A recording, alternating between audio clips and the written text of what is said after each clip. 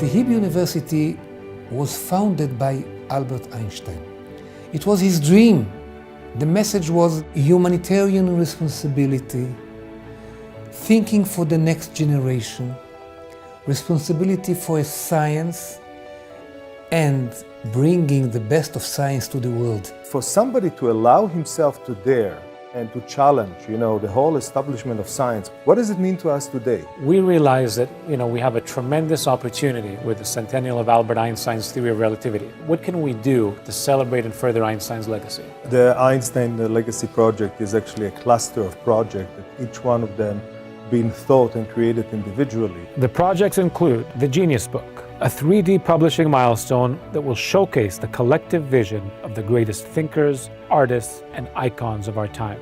The Dinner of the Century, taking place in Montreal, Canada, will launch the Genius Book and convene the greatest innovators and minds on the planet, along with dignitaries and young Einsteins from around the world. The Einstein Archives and Visitor Center will celebrate the life and legacy of Albert Einstein, finally opening Einstein's archives and his personal treasures to the world. The Visitor Center will also serve as a hub for scientific collaboration. Opening a visitor center in the new Einstein home will be attractive to the general public because it will allow students, school children, tourists, and everybody else to appreciate the Einstein phenomenon. And the next Einstein competition supports and empowers young people from around the world to follow their curiosity and share their big ideas on how to better our planet. The competition recently partnered with the European Space Agency to find and nurture the brightest young minds in Africa while exciting the region's youth to engage in science and technology. All the information after the first searching for the next Einstein, or the next Einstein as we call today, we saw a very strong message. We saw a reach of 42 million people.